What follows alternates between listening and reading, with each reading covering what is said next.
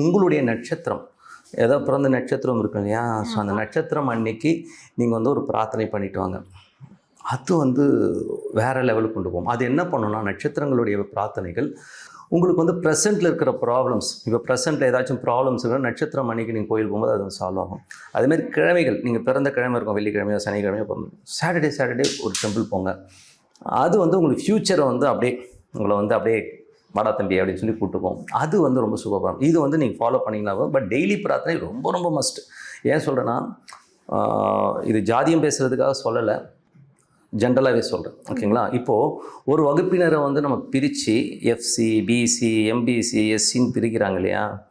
ஆனால் இன்னைக்கு எஃப்சின்னு பிரித்த பிரிவில் இருக்கவங்க தான் டாப்பில் தான் இருக்காங்க. காரணம் என்னென்னா, அவங்க மூதாதையர்கள் வந்து வழியாக ஒரு பூஜை புனஸ்காரங்களை வந்து பண்ணிட்டு வராங்க. ஸோ உங்களுக்கு புரியும்னு நினைக்கிறேன். காலையில் 6 மணி ஆனால் அவன் கண்டிப்பாக அது பண்ணுவான். அதே மாதிரி பார்த்திங்கன்னா, ஒரு வழியாக பூஜை புனஸ்காரம் பண்ணுற எத்தனையோ முஸ்லீம்களை எனக்கு தெரியும். அவங்க பார்த்து அந்த 3 வேலையாச்சும் அந்த துவாங்கிறத பண்ணிடுவாங்க. அவங்ககிட்ட நீங்கள் போய் பேசி பாருங்கள், அவனுக்கு வாழ்க்கையில் ரொம்ப பெரிய ப்ராப்ளம் வராது. அவனை இறைவனை ஃபீல் பண்ணியிருப்பான்.